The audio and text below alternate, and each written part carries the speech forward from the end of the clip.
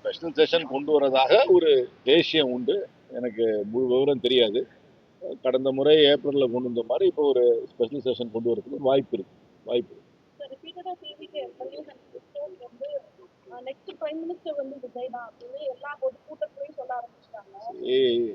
எல்லா பார்ட்டிக்கும் கனவு, அம்பிஷன், ஆசை உண்டு. அதுக்கு ஒன்றும் தடுக்கிறதுக்கு சட்டம்லாம் போட முடியாது. அவங்கவுங்க விருப்பத்தை அவங்கவுங்க சொல்லிக்கிறாங்க. அவங்க கட்சியில அவங்களுடைய அபிமானிய தலைவரை பத்தி சொல்றாங்க. ஆனா பொலிட்டிக்கல் ரியாலிட்டி என்னன்னு எங்களுக்கு தெரியும்.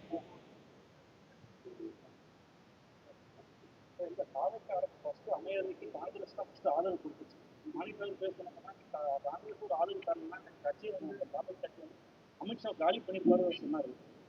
பிரைம் மினிஸ்டர் கேண்டிடேட்டா அந்த 2020 அந்த ரேஸ்ல வந்து விஜய் வந்து நீங்க பாத்தீங்க. ராகுல் காந்தி இதை பாதிப்பு 543 தொகுதி இருக்கு. 272 தொகுதி எந்த கூட்டணி ஜெயிக்குதோ, எந்த கட்சி ஜெயிக்குதோ அந்த கூட்டணியின் தலைவர் தான் இந்தியாவுக்கு பிரதமர். அரசியல் சாசனப்படி அதை யார் வேண்டும்னாலும் அச்சீவ் பண்ணாங்கன்னா அவங்க பிரதமர் ஆகலாம். அதுதான் அந்த நம்பரை அச்சீவ் பண்ணணும். 272 இண்டிவிஜுவலா அச்சீவ் பண்ணணும், இல்லாட்டி கலெக்டிவா அச்சீவ் பண்ணணும். அது எந்த பொலிட்டிக்கல் ரியாலிட்டி உங்களுக்கும் தெரியும், எனக்கும் தெரியும். அவ்வளவு அவர் ஆல்ரெடி பிஎம் கேண்டிடேட் தான் வருவாருன்னு சொல்றது வந்து ஒரு மாணிக்காவு சார் வந்து ஆல்ரெடி அவங்க எல்லாருமே வந்து ரசிகர் மன்ற நிலையில தான் இருக்காங்க அப்படின்றாங்களே. இதை எப்படி பார்த்து அவங்களுக்கு அவங்களுடைய கட்சி தலைமை மீது ஒரு பெரிய அன்பு, பாசம், எதிர்பார்ப்பு, ஒரு அபிமானியம் இருக்குன்றத முழுமையா ஏத்துக்கிறாங்க. அவங்க பார்ட்டியில என்ன சொல்றாங்கன்றது it makes no difference to the public discourse. இன்னைக்கு பப்ளிக் டிஸ்கோர்ஸ்ல நீங்க என்ன கேட்கணும்? பாலிசி பத்தி கேட்கணும், சட்டத்தை பத்தி கேட்கணும். ஒரு பார்ட்டிக்குள்ள இருக்கிற அவங்களுடைய விருப்புகளுக்கெல்லாம் விருப்ப வெறுப்புக்கெல்லாம் it makes no difference to me. எனக்கு என்ன has no concern to me.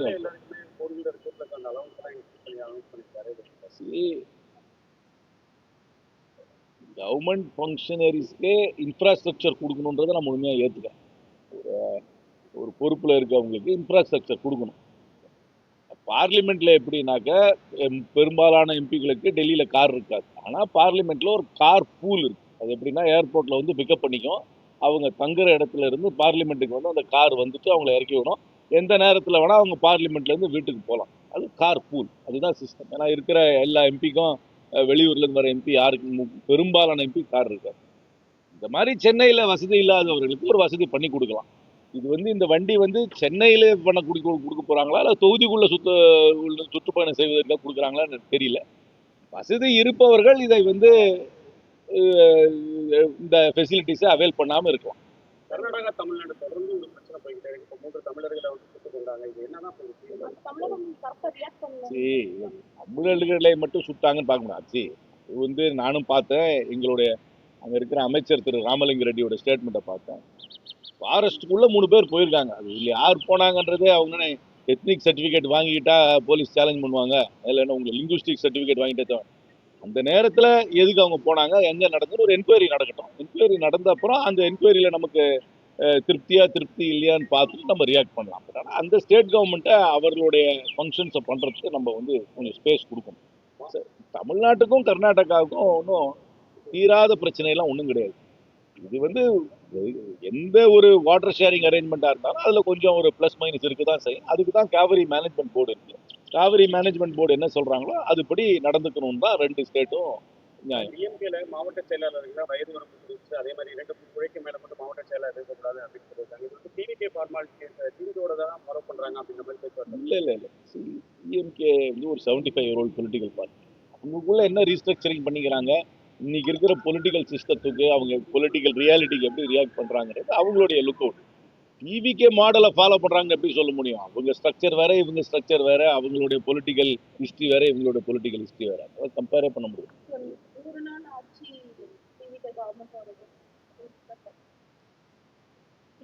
டெங் ஜியாபிங்க வந்து கேட்டாங்க, சைனீஸ் ரெவல்யூஷனை பத்தி நீங்க என்ன நினைக்கிறீங்கன்னு கேட்டாங்க.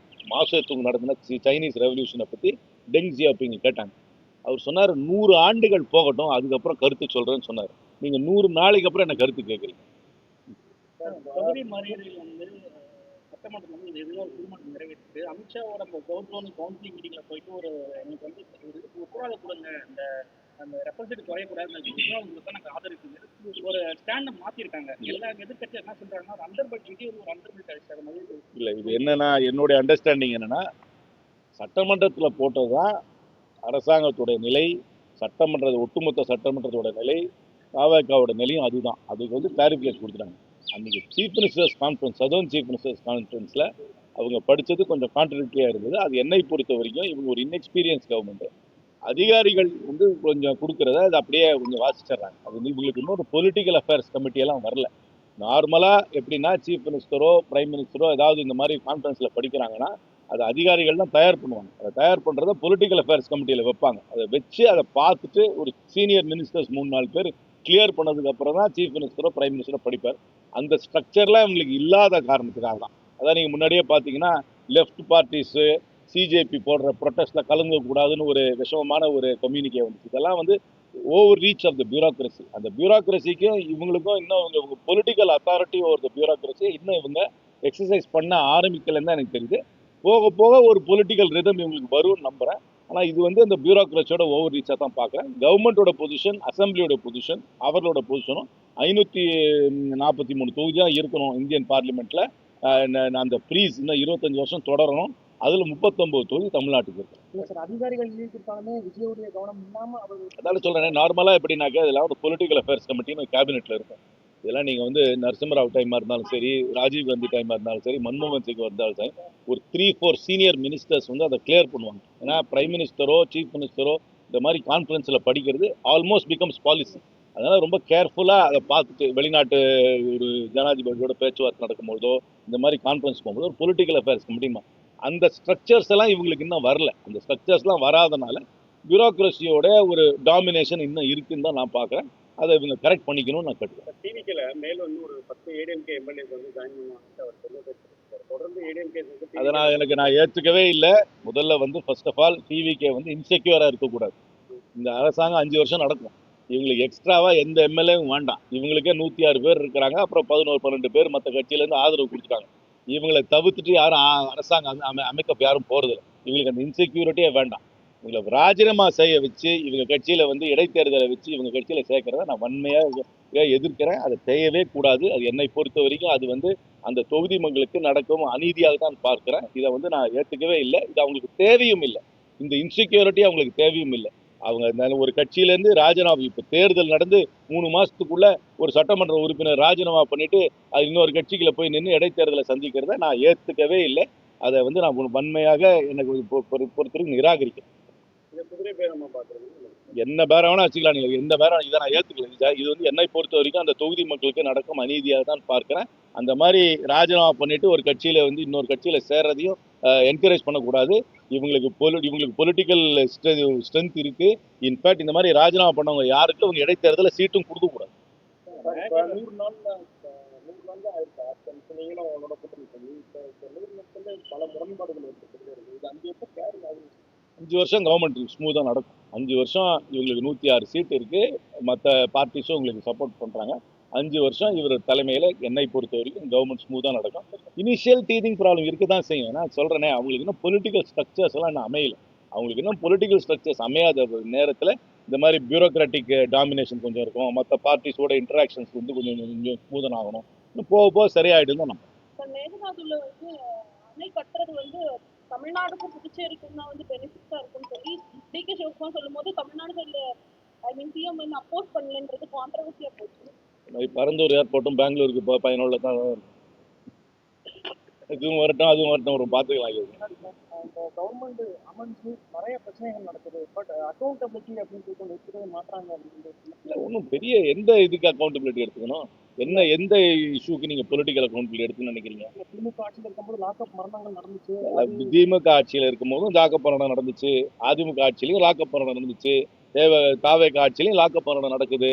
அது ஏன் நடக்குதுன்னா அது டிஎம்கேயோ ஏடிஎம்கேயோ டிவிக்கோட பொலிட்டிக்கல் லீடர்ஷிப் வந்து போலீஸுக்கு வந்து இன்ஸ்ட்ரக்ஷன் கொடுத்து அவனை அடிச்சு போடுன்னு சொல்ல. இது போலீஸோட கலாச்சாரம். இந்த போலீஸ் வந்து ஒரு கொலோனியல் போலீஸ், வெள்ளக்காரன் உருவாக்குன போலீஸ். பூட்ஸு காலால் மக்களை மிதிக்கணும், நெருக்கணும், நசுக்கணுன்றதுக்காக அந்த மென்டாலிட்டியில் நடக்கிற போலீஸ். நான் பல தடவை சொல்லியிருக்கேன். போலீஸோட மைண்ட் செட்டை தான் மாத்திரமே ஒழிய இது இந்த அரசியல்வாதிகள் யாருமே இதுக்கு இன்ஸ்ட்ரக்ஷன்லாம் கொடுக்கறது கிடையாது. இது நீங்களே சொல்லியிருக்கீங்க, முன்னாடி நடந்திருக்கு, இப்போ நடந்திருக்கு. அப்படின்னா என்ன அர்த்தம்? எல்லாத்தையும் காமன் ஃபேக்டர் போலீஸோட ஆட்டிடியூட். கான்ஸ்டபிள்ல இருந்து டிஜிபி வரைக்கும் சைக்கலாஜிக்கல் ட்ரைனிங், ரீட்ரைனிங் அனுப்பணும். அடிச்சு தான் ஒருத்தன்ட்ட விசாரணை பண்ணுன்ற அந்த ப்ரிமிட்டிவ் குரூவல்ட்டியை நிறுத்திட்டு மாடர்ன் இன்ட்ரகேஷன் டெக்னிக்ஸ் எல்லாம் கற்றுக் கொடுத்து அவர்களுக்கு சைக்கலாஜிக்கல் ட்ரைனிங் கொடுக்கணும், கான்ஸ்டபிள்ல இருந்து டிஜிபி வரைக்கும். இது எந்த ஒரு அரசியல் கட்சி மீது இந்த பழியை சுமத்துறதை நான் ஏற்றுக்க மாட்டேன். இது ஒரு cultural problem of the police because it has a colonial mentality. பிறந்த குழந்தைகளுக்கு 1 கிராம் தங்க மோதிரத்தை தாய்மாமன் திட்டத்தை வந்து கோயாளிக்கு தேர்ந்தெடுக்கப்பட்டிருக்காங்க. 1 கிராம் தான் வேஸ்டேஜ்ன்றது சாத்தியப்படுது. தெரியல, அதை நான் படிக்கணும், நான் பார்த்தேன். அது எனக்கே ஒரு விசித்திரமா இருக்கு. அதை கொஞ்சம் டீட்டெயிலாக ஸ்டடி பண்ணிட்டு சொல்றேன். ஆனால் என்னை பொறுத்த வரைக்கும் டைரக்ட் கேஷ் டிரான்ஸ்ஃபரை தவிர வேற எந்த ஸ்கீமும் நடத்த வேண்டாம். உங்களுக்கு இந்த டைரக்ட் கேஷ் டிரான்ஸ்ஃபரை கூட்டலாம். இந்த மாதிரி கோல்டு கொடுக்கறதுக்கு பதிலாக நீங்கள் 1000 ரூபா மாதம் கொடுக்குறத கூட்டி 2000 ரூபாயை கூட மகளிர் அக்கௌண்ட்டில் போடுறது என்னை பொறுத்த வரைக்கும் இன்னும் பொருத்தமாக இருக்கும். யூனிவர்சலாக எல்லாருக்கும் கொடுக்கலாம். இந்த ஆஸ்பத்திரியில் குழந்தைங்களுக்கு போய் இந்த தங்கம் கொடுத்து அந்த தங்கம் நிஜமாவே அந்த குழந்தைக்கு இன்வென்ச்சுவலாக பெனிஃபிட் ஆகுமான்னு கூட எனக்கு தெரியாது. ஏன்னா அந்த தங்கம் அந்த குழந்தையோட கண்ட்ரோல் இருக்க போகிறதுல யார் என்ன பண்ண போகிறாங்கன்னு எனக்கு தெரியாது. என்னை பொறுத்த வரைக்கும் டைரக்ட் கேஷ் டிரான்ஸ்ஃபர் தான் best intervention is welfare scheme. அதை இன்க்ரீஸ் பண்ணுறதுக்கு முயற்சி பண்ணுறேன். அதை நான் ஏற்றுக்கவே இல்லை. அரசாங்கத்துக்கு ஃபஸ்ட்டு தமிழ்நாட்டுக்கு ஜனத்தொகை குறையுது, இன்னும் அதிகமாக ஜனத்தொகை தேவைன்னு சொல்கிறதே தப்பு. இந்த 21ஆம் நூற்றாண்டில் நமக்கு ஒரு healthy population, highly educated population தான் வேணும். இன்னும் number for the sake of numbers கொடுக்கக்கூடாது. 3வது குழந்தைக்கு ஊக்கமாக நீங்கள் மெட்டர்னிட்டி லீவ் கொடுக்கறது என்னை பொறுத்தவரைக்கும் கவர்மெண்ட் பாலிசியாக இருக்கக்கூடாது. என்னை பொறுத்த வரைக்கும் இந்த ஸ்மால் ஃபேமிலிஸ் தான் என்கரேஜ் பண்ணணும். Small families, highly educated family, highly healthy families ரொம்ப முக்கியம். ஹெல்த்தி ஃபேமிலி இந்த மாதிரி இந்த ஆந்திராலையும் இந்த மாதிரி அறிவிச்சாங்க, அதையும் நான் கண்டித்தேன், இதையும் கண்டித்தேன். இது அரசாங்க திட்டமாக இருக்கவே கூடாது. நமக்கு சிறிய குடும்பங்கள் தான் இந்தியாவுக்கு தேவை. சிறிய குடும்பங்கள் அதிகமாக படித்து சுகாதாரத்தோடு இருக்கிறவனும் இன்னும் போக போக வர டெக்னாலஜியில் ஆட்கள் இவ்வளவு தேவைப்படாது. ஆட்கள் தேவை கம்மியாக தான் இருக்கும். அதனால் ஆட்களுக்காக ஜனத்தொகையை பெருக்குவதற்காக இதெல்லாம் திட்டங்கள் கொண்டு வந்தால் அது தேவையே கிடையாது. இது ஒரு misplaced idea, totally misplaced idea. எதுக்கு மெட்டர்னிட்டி லீவ் மட்டும்? பெட்டர்னிட்டி லீவும் கொடுக்கட்டும். ஏன் பெண்கள் மட்டும்தான் குழந்தைகளை பார்த்துக்கணுமா? தந்தைகளும் பார்த்துக்கிட்டோம். எனக்கு தெரிஞ்சு பெட்டர்னிட்டி லீவும் கொடுக்கணும். ஆனால் 3வது குழந்தை கிடையாது, முதல் குழந்தைக்கு 2வது குழந்தையோட இருந்துச்சு. டிவிகேக்கு பிஜேபி சென்ட்ரல்ல இருந்து சப்போர்ட்டிவா இருக்காங்க அப்படின்ற மாதிரி தொடர்ந்து கம்யூனிஸ்ட் சொல்லிட்டே அரசாங்கத்துக்கும் உறவு இருக்கதாங்க செய்யும். முதலமைச்சர் ஒரு உள்துறை அமைச்சரோ பிரதம மந்திரியோ சந்திக்க தான் வேணும். பரஸ்பர உறவு வச்சுக்கிட்டு தான் வேணும். அது பொலிட்டிக்கல் ரைவல்ரின்றது எலெக்ஷன். ஆனால் கவர்மெண்ட் டு கவர்மெண்ட், தமிழ்நாடு கவர்மெண்ட்டுக்கும் சென்ட்ரல் கவர்மெண்ட்டுக்கும் நல்ல உறவு இருந்து தான் ஆகும். அதை குறை சொல்லுது. இல்லை, அது வாய்ப்பு இருக்கு. இந்த டீலிமிட்டேஷன் வலையில அவங்க சிக்கி அந்த ஒரு 50% இன்க்ரீஸ் டீலிமிட்டேஷன் வலையில சிக்கலான்னு இருக்காங்க. சிக்கினாங்கன்னா எனக்கு தெரிஞ்ச வரைக்கும் தமிழ்நாட்டுக்கு நடக்கிற அநீதி தான். நான் பல தடவை விளக்கி கொடுத்துருக்கேன். இப்போவே இருக்கிற 543 பேர் இருக்கிற பார்லிமெண்ட்லேயே பேசுறதுக்கு நேரம் கிடைக்கிறது இல்லை. யாருக்கும் எந்த இஷ்யூவும் பேச முடியறதில்ல. 850 பேர் பார்லிமெண்ட் வந்துச்சுன்னா எந்த இஷ்யூவும் ரேஸ் பண்ண முடியாது. ஒரு இன்னெஃபெக்டிவ் பார்லிமெண்ட் ஆகிடும். சும்மா ஜனத்தை உறுப்பினர்கள் எண்ணிக்கையை கூட்டுறதுனாலே ஜனநாயகம் வளருதுன்றது அர்த்தம் கிடையாது. ஜனநாயகம்னா அங்கே விவாதம் பண்ணுறதா, ஆக்கப்பூர்வம் விவாதம் பண்ணுற அமைப்பாக பாராளுமன்றம் இருக்காது. 2வது 50% நீங்கள் யூனிஃபார்மாக எல்லா ஸ்டேட்டுக்கும் கூட்டினீங்கன்னா, இப்போ நான் சொல்கிறேன், தமிழ்நாட்டுக்கும் உத்தரப்பிரதேசத்துக்கும், தமிழ்நாடும் பாண்டிச்சேரியும் சேர்த்து 40 சீட்டு, உத்தரப்பிரதேசம் 80 சீட்டு, நமக்கும் அவங்களுக்கு இருக்கிற வித்தியாசம் 40. ஆனால் 50% யூனிஃபார்மாக இன்க்ரீஸ் பண்ணிங்கன்னா நமக்கும் அவங்களுக்கு வித்தியாசம் 60 ஆகிடும். அதுக்கப்புறம் ஒரு சிம்பிள் மெஜாரிட்டி தான் மோஸ்ட் இதுக்கு வரும். 5 மாநிலங்கள் வட இந்தியாவில் இருக்கிற இந்தி பேசுகின்ற மாநிலங்களை மட்டும் நீங்கள் பொலிட்டிக்கலாக டாமினேட் பண்ணிட்டீங்கன்னா அதுவே வச்சு இந்தியாவை ஆட்சி பண்ணிடலாம். தமிழ்நாடெல்லாம் இரலவெண்ட் ஆகிடும். அதனால் இதை நான் ஏற்றுக்கவே முடியாது. 543 தான் பார்லிமெண்ட் இருக்கணும். 543 பேரில் 39 இடங்கள் தமிழ்நாட்டுக்கு. மேகமலை எனக்கு தெரியாது, இந்த விஷயம் பற்றி எனக்கு தெரியாது. அதனால நான் கவனிக்கல, எனக்கு அதை பற்றி எனக்கு சரியா தெரியாது.